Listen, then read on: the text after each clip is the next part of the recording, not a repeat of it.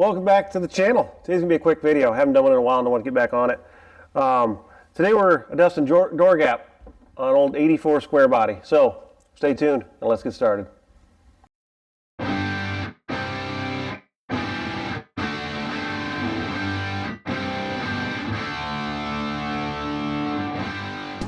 So if you ever had to replace a door on one of these, or even from the factory, the replacement doors aren't perfect. They're not the exact same size. And even from the factory, they weren't. However, they gave you some adjustment in the door hinges. Not so much on the door, but so much on here. The holes on the outside of the hinge, they'll allow you to move the door in and out and kind of tip it, top to bottom. And the ones on the cab, with the infamous inside bolt, allow you to move front and back. And it's a little bit up and down, not much. But let me show you how to get to that mysterious bolt that is pointing the wrong way. Okay, so if you need to adjust these doors front and back, here's where it's at. It's 3 bolts. Well, each hinge has 3 bolts. That one's got 3, 1, 2, 3, 1, 2, and you look at that little weird guy there, you're like, well, shoot, how do I get to him?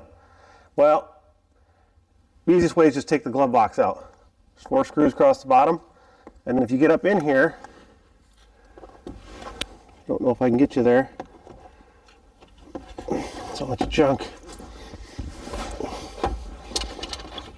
There's that plug that comes out.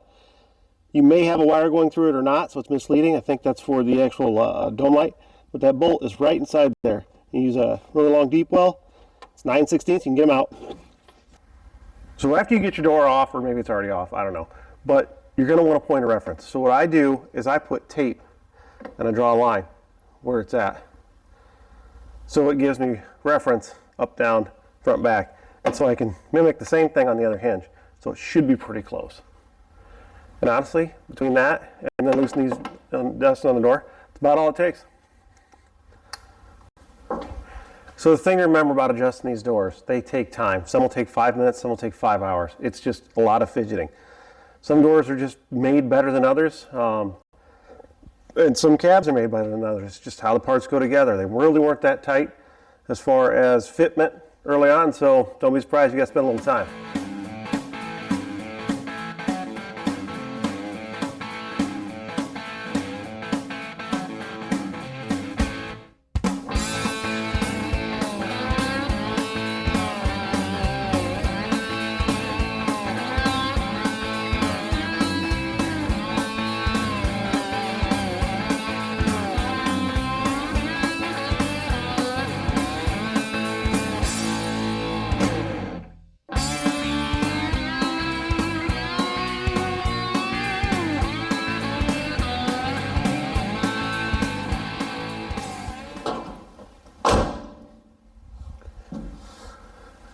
So it is the next day. I've been at this a while, and I mean, I'm pretty happy with where we're at right now. I'll get you in here so you can see the gaps. They're not perfect. Ideally, I'd like this to toe up a little bit this way, and that to come out. But the body line lines up pretty good, and it doesn't hit. And honestly, on one of these old trucks, that's huge. You don't want it to do that. Here.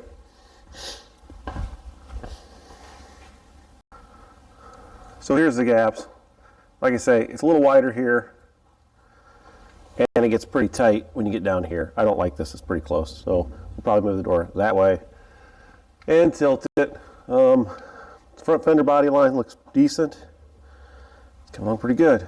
So aside from basically this chunk here, which sticks out just a touch, without doing some severe body work, you're never going to get rid of that, because you're even here, you're even here, here, there, and this is bowed out.